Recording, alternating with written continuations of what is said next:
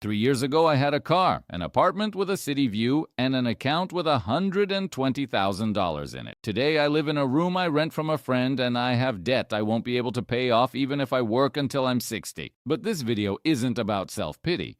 It's about how an ordinary person, not a fool, not a gambler, not an addict, can destroy in 6 months what took 10 years to build. And if you watch this to the end, I'll show you 3 moments where I could have stopped everything. 3 moments you might be living through right now yourself. My name is Marcus. I'm 34 years old, and this is the story of how I went broke. For you to understand how far I fell, you need to know where I started. I'm a software developer. Not a Silicon Valley genius, just an average mid-level developer at a logistics software company.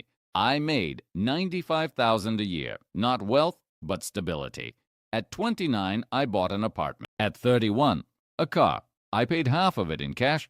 I had a retirement account, a small stock portfolio, and importantly, no debt at all. No student loans, no credit card balances. I was the kind of person other people describe as good with money. And that confidence is exactly what destroyed me. See, when you make the right financial decisions for years, you develop a dangerous illusion that you're smarter than the market, that the risks other people get warned about don't apply to you because you're not other people. You're someone who's read the books, who understands interest rates, who would never take a loan at 30% a year. That's what I believed until March of 2023. It all started not with some big tragedy, not with a layoff, not with an illness. It started with boredom and a friend. My friend Dan, let's call him that, since he still doesn't know I'm making this video, had started trading cryptocurrency a year earlier. And he'd show me screenshots. 20,000 turning into 80,000 in 4 months. I told myself, that's not for me, that's gambling. And that was true. But then a small thing happened that changed everything. I invested $1,000 just to understand how it worked. Just an experiment. 3 weeks later, that 1,000 became 1,700. I want you to understand something important about the human brain. When you win a small amount right at the start, your brain doesn't record it as, I got lucky. It records it as, I'm good at this. And that's the most dangerous lie the financial world can tell you, because it sounds like it's coming from your own intuition. I started investing more. First 5,000. Then, when the market dipped a bit and I thought it was a chance to buy the dip, another 10. By June, I had put $35,000 of my savings into 3 different cryptocurrencies, one of which, I learned later, was practically a dead project kept alive by Twitter hype. This is the first moment where I could have stopped.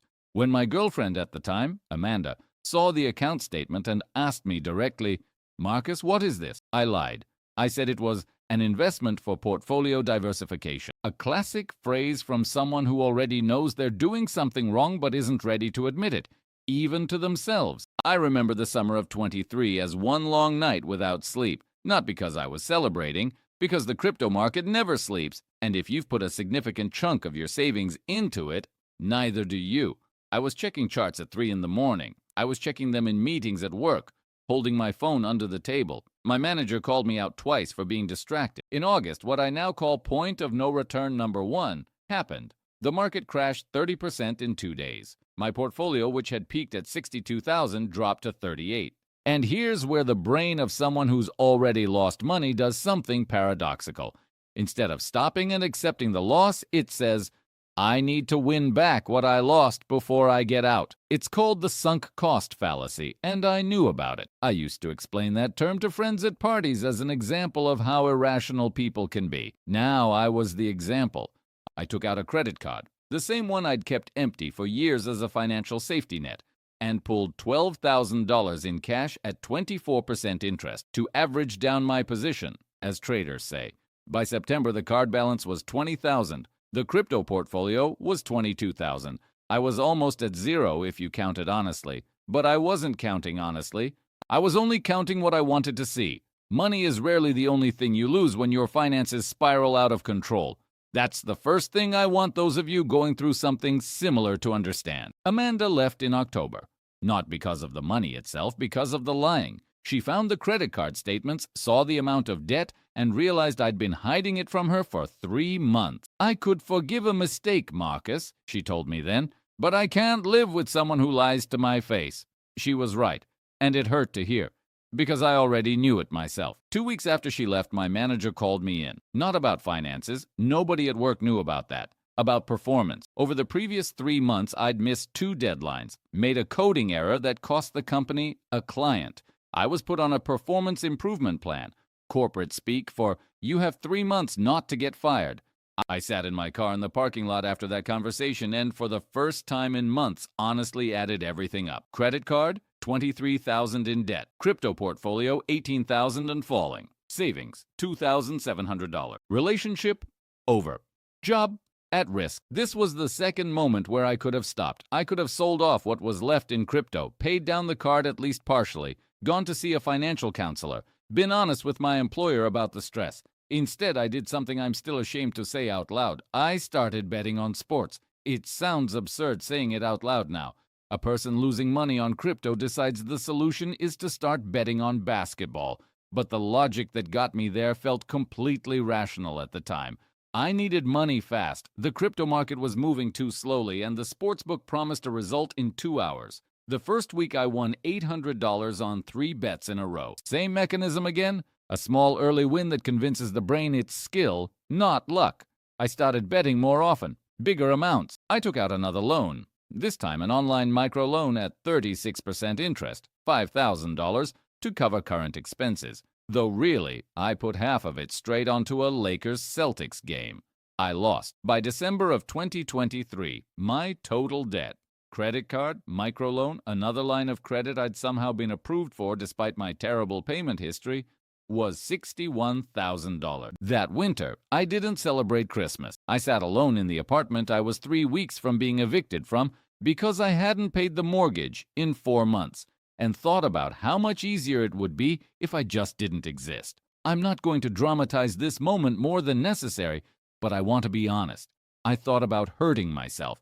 I won't go into details because that's not what this video is about, and because I don't want any of you watching who might be in a similar place right now to take this as instruction or inspiration. If you're feeling something like this right now, please call a mental health support line in your country. It's not weakness. It's a call that saves lives. What saved me wasn't some dramatic moment of clarity. It was a phone call from my mom, who knew nothing about my debts but sensed something in my voice and said, "Come home this weekend." I told my mom everything.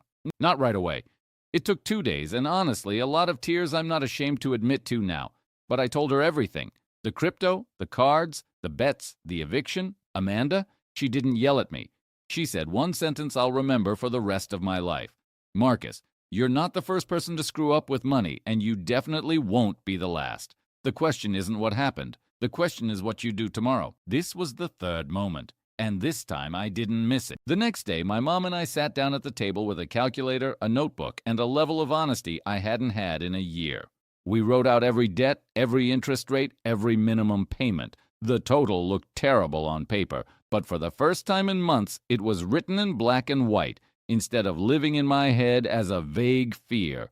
I called a debt counseling organization, not one of those scam services that promise to wipe out your debt in a week, but a nonprofit financial counseling agency. They helped me put together a debt consolidation plan. I sold the car, the same one I'd once been proud of paying for in cash. That closed out $12,000 of debt in one go. I took a second job, freelance development in the evenings and on weekends, even though it meant sleeping 5 hours a night for almost a year. I reached out to a support group for gambling addiction. Yes, the kind of group usually associated with casinos, not online sports betting. But the underlying mechanism turned out to be the same. The most useful thing I heard there: your brain doesn't distinguish between a crypto exchange and a roulette wheel. Both give you an unpredictable outcome for pressing a button, and it's the unpredictability that hooks you, not the chance of profit itself. The third, and this is the most important one, the moment someone offers you a hand without judgment. Take that hand. I almost missed mine. If, watching this video, you recognized yourself in any of these moments, not the crypto or the betting specifically, but that inner voice that says, "Just a little more and I'll win it back. One more loan and everything will stabilize." I'll tell the truth later. I'm asking you one thing. Don't wait for the phone call from your mom that saved me. Make that call yourself today to a financial counselor, a trusted person, a support group, whoever will listen to you honestly. Money can be earned back. Time and trust are much harder to get back. I know that now from my own experience, and it's better that you learn it from my video than from your own life. If you've been through something similar, a financial crisis, an addiction to risky bets, hiding debt from people close to you, write about it in the comments, not for drama, because I know how lonely it feels from the inside, and maybe some of you need to see that you're not the only one. Thanks for watching to the end. See you next week.